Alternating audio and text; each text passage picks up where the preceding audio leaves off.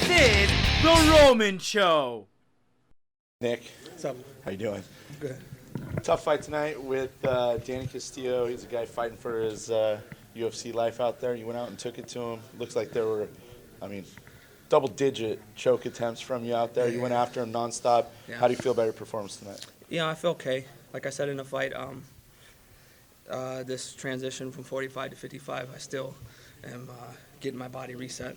The last couple cuts to 45 were like near-death experiences for me. I didn't want to quit, so that was the problem. I felt like if I had moved up to 55, I'd be like quitting on fighting, like a coward's way out. So I made it a few more times, and the Charles fight, I literally it was really, really bad making weight. I should have never even made it. I should have just quit. But I did it, and then I wound up having a terrible performance in that fight. And, I'm still kind of recovering from that, but overall, I'm very glad with the 55 move. And, I'm gonna be a contender at 55, I guarantee it. What did you think about your performance tonight, specifically against Danny Castillo?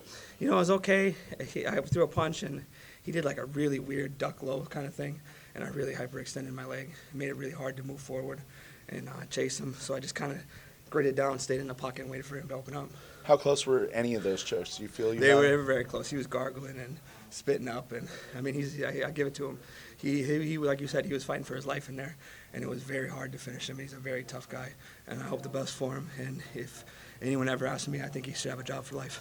Were you surprised the judges called it a split decision? Yeah, I thought I very clearly won. I landed the shots that actually mattered. None of his shots hurt me. All my shots hurt him.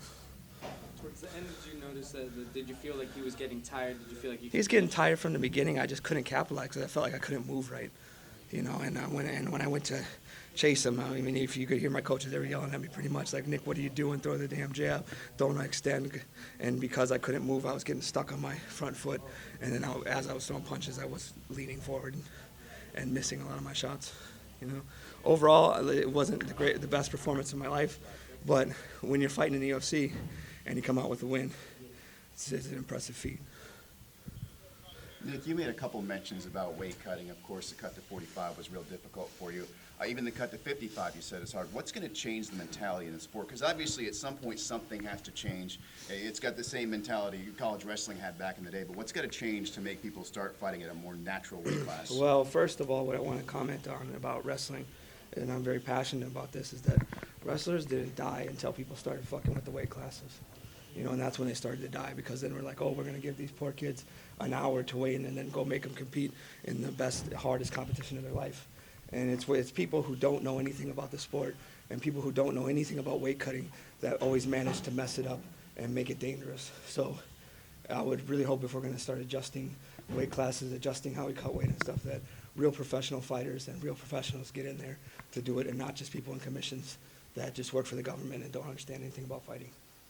Do you see it being more weight classes, or do you see it being more monitoring of weight over a period of time, especially as you go through your training camp for a particular fight? You know what? I'm a grown man, and it was my decision to go to 45 and to keep there, so I have no one to blame but myself.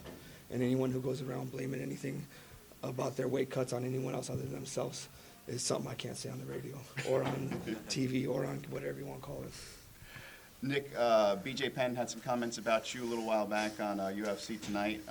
What are your thoughts on BJ's comments about coming out of retirement to specifically fight yourself? Well, number one, check out my poem, because I'm a freaking lyrical genius when it comes to that stuff. And number two, if BJ Penn ever wants some, he knows where to find me in the cage. His retired ass can just stay at home unless he wants to actually come in here. This is The Roman Show.